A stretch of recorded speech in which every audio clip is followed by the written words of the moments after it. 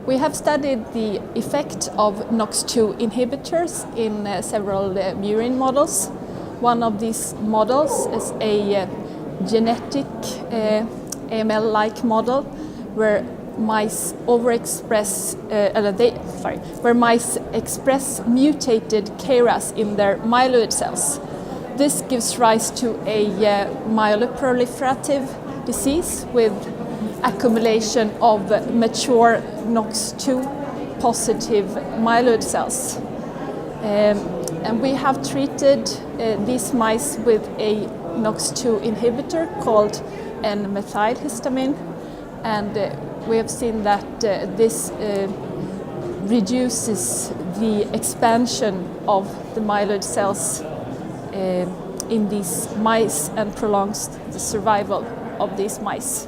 We see this KRAS model as a model of an acute leukemia where the leukemic cells co-express NOX2 and histamine type 2 receptors.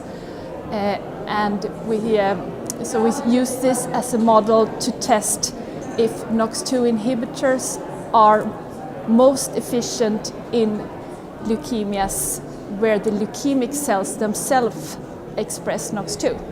So we have several other animal models where the leukemic cells express NOX2, and that's where we see the most potent effects of NOX2 inhibitors.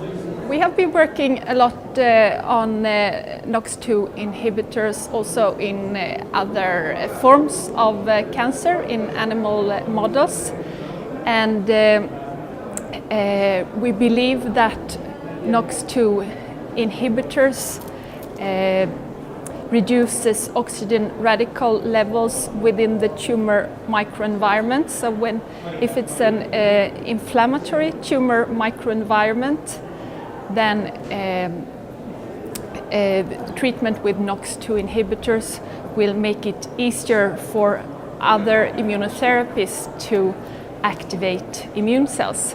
One immunotherapy that has gained a lot of attention in recent years and that has improved the outcome for cancer patients it is the checkpoint inhibitors of PD-1.